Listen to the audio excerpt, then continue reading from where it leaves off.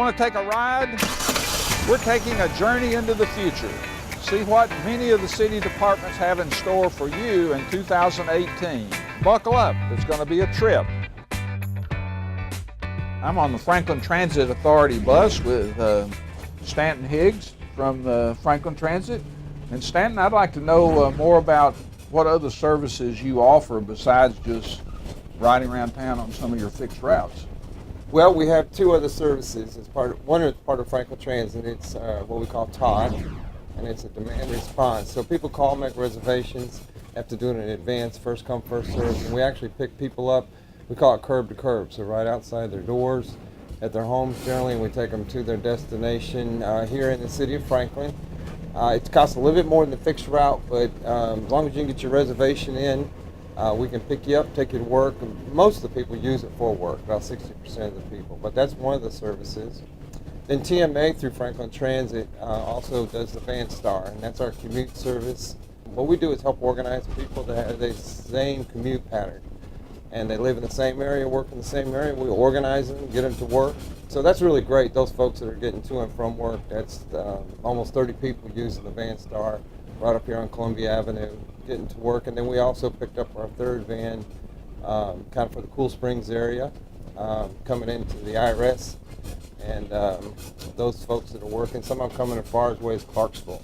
So you can imagine how much money they're saving by being able to kind of do a combined ride. So good opportunity to ride share the cost in commuting to work, let someone else do the driving, Yeah. right? Yeah, it's nice if everybody kind of splits the driving every once in a while, but on those days you don't have to drive, like if you're coming from Clarksville, that's an hour and 15 minutes where you can rest, so that makes it really nice.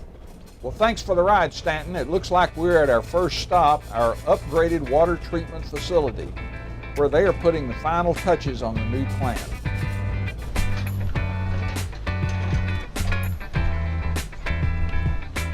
Well, this stop, we're at the Franklin Water Treatment Plant. I'm with Michelle Hatcher, who's the Director of Everything Water for the City of Franklin. For over a decade now, we've been planning for the future needs for water and how to treat wastewater in our community. So this is one part of that plan. Right. Tell us where we're at with this portion of the operation. So this project has been going on for a couple years now. We're nearing the end of it. We anticipate being online by spring with providing an increased level of water service to our customers. We're utilizing a lot of emerging technologies, a lot of on the cutting edge. So we're pretty excited about being able to provide that. Well, Michelle, you mentioned a lot of new technologies going into this operation, Right. and I understand there's maybe 4 basic new things that are here. So could you Right. just kind of point to things and tell us how our water's going to be treated now? Sure. So over behind us, we have our membrane filtration. So using ultrafiltration technology, which is a very small pore size, we're going to be removing some of the finer particulates and contaminants that we could potentially get from our source water. After it goes through the membranes, we will then go through our granular activated carbon. Water will sprinkle down through the top, and that's going to remove any of the taste and odor concerns. Also removing some more contaminants with the larger media size. We then go through the ultraviolet light, which inactivates any of those remaining bacteria, and then we'll inject with hydrogen peroxide, which is our final polishing step to remove any of those last additional taste and odor concerns. And then we'll inject some chlorine before putting out to our distribution system for our customers. So this plan also, the integrated plan also planned for a new water treatment plant because of Franklin's growth. Right. Can you address where we are with that and how we're moving forward? So the wastewater plant will be expanded for the growth in the city. We're expanding our discharge capacity because of the growth, but then in addition adding some pretty cutting edge technologies there to provide an increased level of treatment for the water before we discharge to the Harpeth River. So we're going to be increasing some of our treatment techniques biologically, as well as the possibility of chemical addition as well. But one of the greatest things is our solids process, which is going to be utilizing those emerging technologies to treat solids to a level that can allow the solids to be used for fertilizer or for land application.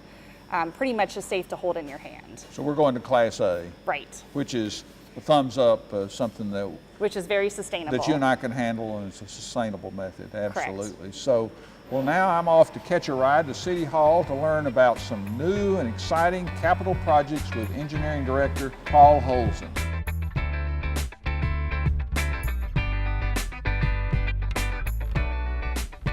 Well, I'm at City Hall, and I'm in the Engineering Department with Paul Holzen, Director of Engineering. And Paul, I'd like to ask you some questions about some road projects.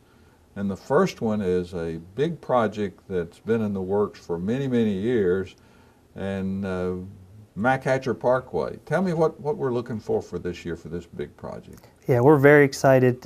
We've been working for many years with the Tennessee Department of Transportation, and they've added Mac Hatcher to their 3-year plan for construction. The estimated cost is around $46 million investment in our community, and so we're hoping to get that project up and under construction this year. The Board of Mayor and Aldermen had contributed around $5 million to help expedite and move this project forward, and we've been working on it for many years, and we're looking forward to getting it under construction. And so when's it going to be finished? We would expect construction to take anywhere between 2.5 to 3 years. It's about a 2.5 mile project, and there's some very long bridges on it, but we're still working with the state to fine-tune that construction schedule, and as much as we can expedite it, we plan to expedite that project. Well, let's talk about a project that the board has recently approved, the way it's going to look. You call it a section, but speaking of Columbia Avenue, which is a project that's 100% funded with no city money, where are we on that project? Yeah, so another very exciting investment in the community. Columbia Avenue from Mac Hatcher to Downs Boulevard, we've worked very closely with the board to finalize the typical section or the general design of that, and it's been decided that it's going to be a 5-lane section, and we'll incorporate medians into that design to help with safety and the aesthetics of it, where it doesn't have major impacts on business owners. The next steps with that project is really to look at how we handle utilities and what we do with those, and the impact that utilities may or may not have on business owners to make sure that we make this investment right and get it right the first time. The other step that we need to work with the board on is finalizing the bike and ped improvements as to what the board's expectations are, and have those public discussions to finalize that as to whether we do multi-use trail or sidewalks or wide sidewalks, and fine-tune the preliminary design of it so we can start moving into more detailed design of the project. Well, those are really exciting, but I'm really excited, and I know the citizens are, about some projects that are wrapping up. So tell me about a few of those projects that we're seeing finished or are finished now. Hillsborough Road is one that we're excited to be finishing up. We've done it in 2 phases. The second phase is around $12 million. We have pretty much rebuilt the street, improved the drainage, we've added sidewalks, street lighting, and we've spent a significant amount of money on upgrading our water lines, our sewer lines. We've worked with the utility companies to update the gas, and we've even made the investment to underground all the overhead utilities. So the final project's going to look great. It should be wrapping up here in the next 3 months, and we're very excited to bring that project to a closure and deliver that for our citizens. Well, these really are some important and exciting projects for our community. Are there some smaller projects that you're really excited about? Yeah, there's a lot of projects. We're also wrapping up the sidewalk project on Highway 96 from Mac Hatcher to Pinkerton Park. It'll basically connect Pinkerton Park and our historic downtown to Mac Hatcher, and it's a great pedestrian improvement through there, and that one should be wrapping up in the next 3-4 months. Well, Paul, there's one more that I know a lot of people are interested in, and that's Franklin Road. Tell me about it. Yeah, Franklin Road is another great investment we're making in the community. It's basically from the Harpeth River Bridge in downtown Franklin to just past Harlansdale. We're going to upgrade the roadway, improve storm drainage, and we're going to get pedestrian improvements, which everyone's excited about. Put in street lights and underground the overhead utilities. Our plan is to include a large box culvert to help and reduce the floodplain, which will take around 30 properties out of the 100-year floodplain. So it's another great investment that we're excited and happy to deliver to our citizens and continue to work hard on. So we're picking up a lot of steam now, it sounds like, on a lot of capital projects and particularly road projects in our city. And speaking of picking up, our next stop is going to be at the Sanitation and Environmental Services Department.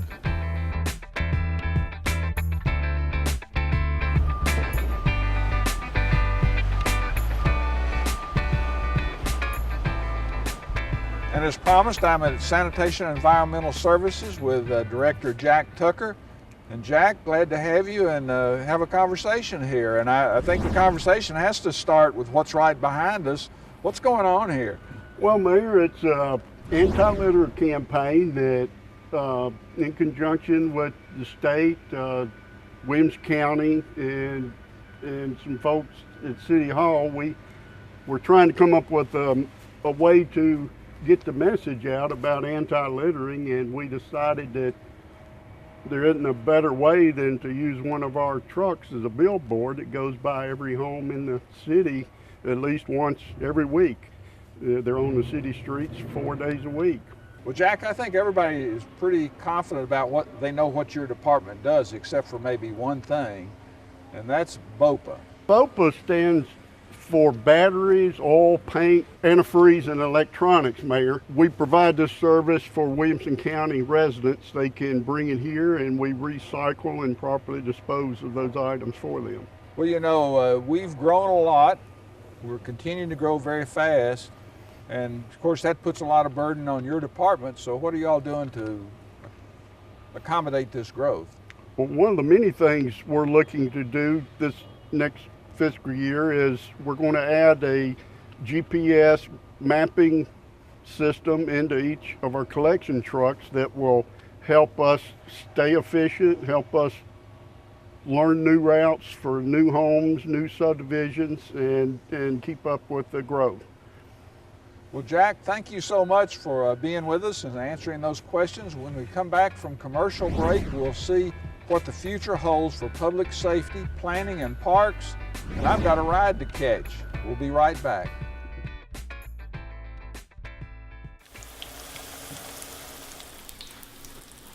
Mom, you can't do that. This looks like a job for Grease Busters. Guys, this looks like a class 3 operation. Oh man, this is so not good. Ma'am, put your grease in a can, not down the drain. It can harden in your pipes and cause blockages. It can cause sewage to overflow and back up in your streets. And if that happens, we're the only ones that can fix it. Thanks, Grease Busters. I won't ever pour grease down the drain again. And remember, if you do, who you gonna call? Grease Busters!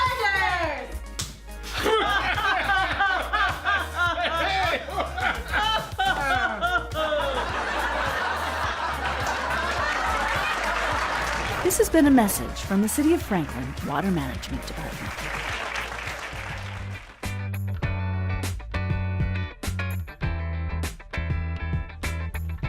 And welcome back. And thank you to the Franklin Transit Authority for a ride around to all the city departments today. And I'm continuing with Stanton Higgs.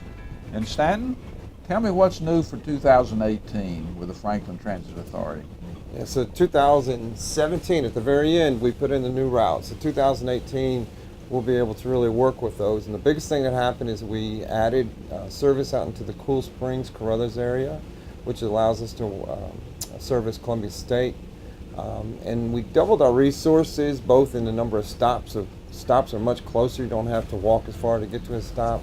And you have direct access right to downtown or right to Cool Springs or out to Fieldstone Farm. So it really shortened the headway. You don't have to wait any more than 30 minutes for a bus to come by, and you can get to most places within 10 to 20 minutes. So we're excited about the changes, and we just hope everybody tries it. You know, that's what we're at now, is just for people to get out there and try the transit, see if it works for them on some trips. Can you tell me some of the technology that you're using to improve ridership's experience? Yeah, right now we're actually looking at a number of companies, both for apps that allow you to see where the bus is at. So I know we got stops, kind of the old school that you can go to the stop, but everybody wants to look at their smartphone and be able to tell where the bus is exactly at and what time I can catch it. So that's going to be coming in 2018, and we also are working on fare payments. You know, right now, not many people carry cash around, so we're going to be adding ways for you to be able to pay for your transit ride by your smartphone, better ticket access and things like that. So more people feel comfortable using the transit service instead of kind of walking on not sure what to do. So both those type of technologies will really help hopefully get people to want to ride it, try it out, and see that it works for them. Thank you, Stanton. It looks like we're almost to Fire Station 8, and we're going to be meeting with Chief Rocky Garzarak. I'm here with Chief Rocky Garzarak at Fire Station number 8 in West Haven. And this is really a great station with the red doors, and I know the people of West Haven are very, very proud of it, just as we are. I'm a bit confused, Rocky. My math was good, but this is 8. Why did you skip 7? Well, that's a great question, Mayor. We were responded to so many calls in the I-65 South area, and we had to put a fire station down there and designate it in our computer-aided dispatch system. So the next unit available was Station 7. That's why we went ahead and put that response district in our computer system as 7. We knew we were going to get 8 eventually. Well, I know the citizens in Southeast Franklin are very proud to have that station number 7, the temporary station, and certainly that's helped them with their insurance rates. I'd like to know more about what the process is to build a fire station. Well, we're currently going through that, Mayor. That bid process for speccing that fire station should start, and we go out to bids in April. Usually there's a 60 to 90 days before ground's broken on that project, and it's a 1-year build time. So that'll put us into 2019. How much equipment will you have to staff it with? It'll probably be a truck similar to this one with 3 or 4 personnel on duty per day there. Also, at that particular station, we partnered with the county and the EMS division of the county, and they have built a wing off of this same prototypical fire station design that we used here, and it's going to house an EMS ambulance there. So a great example of city government, county government working together to produce a more efficient operation. Absolutely, and we look for those partnerships all the time. Good, good. So tell me some more things that are coming down the road, equipment-wise, policy-wise, or something that maybe people won't be familiar with. Well, I'll talk about policy-wise. We just completed our first strategic plan ever in the Franklin Fire Department, and it will run from 2017 to 2022. And in that plan, I'm very happy to say that we had input from every person in the fire department as to the direction that the organization should go in our mission for the next 5 years. With that, over 60 recommendations came out, and we're working on those currently. The largest one was the compensation plan, which Mr. Stuckey and HR worked with us to recently implement. Well, it's important that we be competitive for our firemen, and we appreciate all that public safety, making Franklin such a safe place, which is very important to our citizens. Yes, sir. I am so proud of the men and women in this organization for the effort and the dedication that they put into their jobs. This past year, we achieved over 59,000 hours of training, which is by far the most ever in our department. Well, thanks for taking time, and now there's a lot of planning that goes into building a fire station, and most of that planning has to be approved by our Department of Planning and Sustainability, and that's where I'm headed now.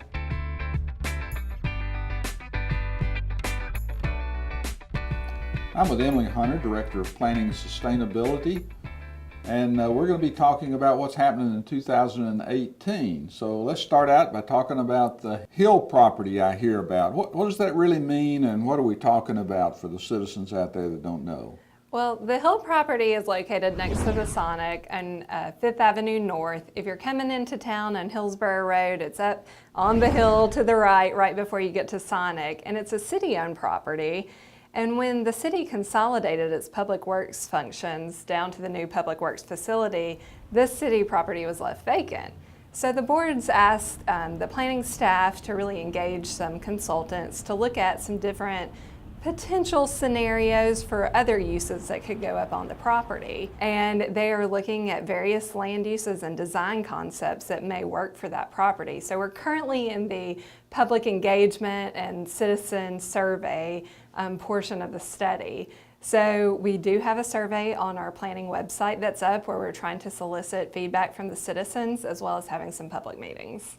Well, I hear the term land use plan a lot, and really the proper name in the city now is Envision Franklin, if I understand correctly. That is correct. So what does that really mean to us as citizens, and what does it have to do with us? Well, Envision Franklin is the long-term guide for how the city develops over time. So it really ensures that new development will create the kinds of places that Franklin citizens want to see for their future in their city. And it is really a policy that helps the board and helps the Planning Commission make land use decisions. But it is that, a policy, it's not law. So the next step is to look at our zoning ordinance and to look at how Envision Franklin matches up with our land use regulations and laws. So that's what planning staff is currently working on, is going through a comprehensive zoning ordinance update. Thank you so much, Emily, and we're going to learn more about the development process now as we go over to Building and Neighborhood Services and see Tom Marsh. I've made my way down to Building and Neighborhood Services, and I'm sitting here with Tom Marsh. And Tom, I want to ask you a couple of questions. And the first one I'd like to talk about is actually One Stop. I know that it's been several years since we started the one-step process. Could you kind of explain what that is for our audience? Sure. Yeah, we started the process in mid-2015, and our goal was to be as efficient as possible in our permitting processes. So we started off with One Stop to kind of tailor towards the quick, smaller projects to be efficient to help people move along quicker. And so in mid-2015, we started at 1 day a week with just very small, minimal building permit projects to see how it would go, train ourselves to what would be needed. We expanded the building permit process to 2 days a week, and then eventually we expanded from just building projects to include our planning projects, site plans and final plats and things that had been through Planning Commission or the Development Review Team and just had minor issues still to get cleaned up before they could get their stormwater and grading permits and really get started working. And so we have building permits every Monday and Wednesday, and we do the planning projects the first and third Wednesday of every month. So the bottom line is more efficient, faster, more convenient for our citizens and people that come here for permitting then. Yes, sir. We have a wide range of projects that come through the city of Franklin. Small projects, large projects, and we wanted to make sure we were available for our citizens, the residents who come in with their projects, as well as we know for the larger developers with the large office buildings and so on. Their goal and their focus is their time to market and being shovel ready for their projects. And we wanted to be able to tailor when they crossed the big hurdles to be ready. Those last couple of steps that they needed to get done, we wanted to get those resolved as quickly as possible. And that's where One Stop came in. And for example, for 2017, we had 122 site plans that came through One Stop. So once they've been through Planning Commission or Development Review Team, the contractors, developers, they're ready to go. But there's a few things they need to wrap up, and that's what we accomplished with the One Stop. Well, speaking of accomplishments, what do you expect to accomplish in 2018? I think we've done well with One Stop. We've got that routine down pretty well. But one thing we've noticed is we do want it to be one stop. That's in the name. But we've had our success rate with some of the applications that come in isn't where we want it to be. But for 2018, we're starting to take a closer look at why are these projects not ready to make it through One Stop Day. And so working with some of our applicants and our customers, we're kind of analyzing that as staff, and we're looking to improve on that success rate so that One Stop really is one stop. Well, what else are we doing to make things more efficient and customer friendly? Well, we're actually looking at ways to improve to the point where customers don't have to come to the office. We have a lot of web services available now, but we want to improve and expand what we already have out on the web. One is just make our web portal more user-friendly for existing applications. like customer service requests and online inspection scheduling. And the other one is to expand the applications that come in through our online plan review process. We have most everything online right now, but there's a few applications that aren't, like Historic Zoning Commission and right-of-way permits, and we hope to get those online this year also. Thank you again, Tom, for Thank you, the Mayor. information. And speaking of one stop, we've got one last stop at the Southeast Municipal Park Complex with Lisa Clayton.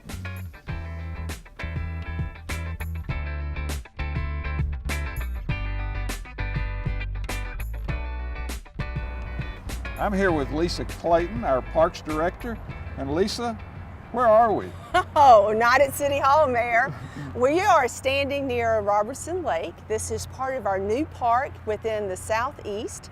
And so this is about 80 acres, and we are just about ready to start master planning this entire property. Well, Southeast Franklin certainly is exploding. How did we end up with this land, and what's the timeline for developing it? Sure, we're very blessed. So in 2017, around December, we purchased the property that we're standing on right now that has Robertson Lake, as well as, which is about 11-acre lake that we're going to be able to do fishing and canoeing and all these wonderful things, but it's part of an 80 acres. And then on the opposite side, around 8 years ago, the city actually purchased it for a wastewater treatment plant. We're kind of coming late to the game to develop a park surrounding the plant. The plant will go in second, but the park's going to go in first. So we're excited about having this 200-acre park, which is larger than Harlansdale, in the city of Franklin, in the southeast, which is a booming part of our community. Oh, and I know the residents are going to be really excited because they need some parkland for recreation down here, in addition to the river and around the river. So what else is going to happen in 18? What do you see? Sure. Well, first we'll have the design of this entire park, which is going to include new athletic facilities for those that are thinking about, well, what does that look like? Kind of like a Jim Warren Park. That's where football, lacrosse, that's where they will have a new home, as well as then we're looking at, we had over 140 people come out for the concept plan to look at it at City Hall. And from there, we had an inclusive playground come out of that, part of those brainstorming sessions. That's the next thing. So we want to hit the family, but you also have the river that splits the two properties. You'll have the lake. It is just going to be a fabulous park within the city of Franklin. And what a great opportunity for us to develop a new park as a city and as a Parks Director. Wow. Wow, we have not developed an athletic facility since 2002 when we opened Liberty Park. So we're excited about it, and the groups are excited who's going to be using it. But as we are surrounded by subdivisions, we're also going to have pavilions and a way for the HOAs to be a part of this park, because it's important that you walk to the park instead of drive. Thanks so much for meeting with us today and the great information. And this is going to wind it up for More with the Mayor today, and I've got a bus to catch. So until next time, see you around.